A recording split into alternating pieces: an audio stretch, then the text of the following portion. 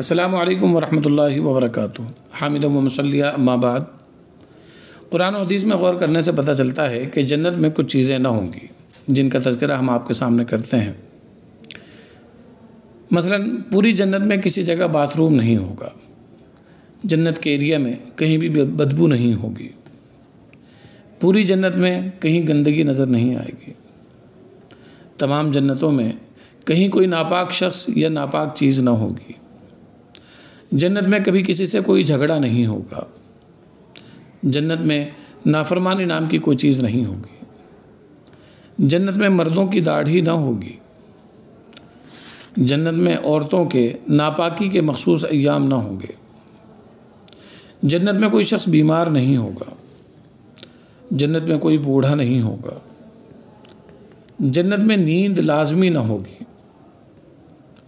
جنت میں عبادت کرنے کا صرف مزہ آئے گا، فرض یا واجب کا درجہ نہیں ہوگا کہ جس کو کرنا ضروری ہو، جنت میں ایک دوسرے کی نعمتوں کو دیکھ کر حسد نہیں ہوگا،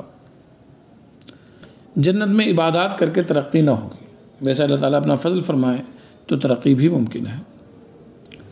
جنت میں اندھیرا نہیں ہوگا، جنت میں دنیا کی طرح دن اور رات نہیں ہوں گے، عام حالات میں عام جنتی کی اولاد نہ ہوگی، البتہ کسی خاص ڈیمانڈ پر آنن فانن لیٹسٹ انداز میں بغیر ناپاکی کے بعض روایات میں اولاد کا ہونا بھی ثابت ہے۔ جنت میں گناہ کرنے کی اجازت بھی نہ ہوگی اور نہ ہی اس کی خواہش کسی کے دل میں پیدا ہوگی، جنت میں قتل و غارت نہ ہوگی، جنت میں پردہ نہ ہوگا، البتہ کسی کی نیت خراب نہیں ہوگی، حتیٰ کہ جنت کی حوریں اپنے خاوند کے علاوہ کسی پر نگاہ نہ اٹھائیں گی، جنت میں بول و براز کی حاجت نہ ہوگی، یعنی استنجا کرنے کی ضرورت پیش نہ آئے گی، بلکہ خوشبودار پسینہ اور ڈکار سے غذا ہضم ہو جائے گی، جنت میں موت نہیں ہوگی، جنت میں حد سے زیادہ گرمی یا حد سے زیادہ سردی نہ ہوگی بلکہ معتدل موسم ہوگا، جنت میں سفر کی مشقت نہ ہوگی، جنت میں خوف نہیں ہوگا، جنت میں غم نہیں ہوگا، جنت میں ساس بہو اور سوتن وغیرہ کی لڑائی نہیں ہوگی، جنت میں چند مخصوص جانوروں کے علاوہ کوئی ناپاک جانور نہ ہوگا، جنت میں غسل کی حاجت فرض کے درجے میں نہ ہوگی۔ یہ ہیں وہ باتیں کہ جناب علی جو جنت میں نہیں ہوں گی۔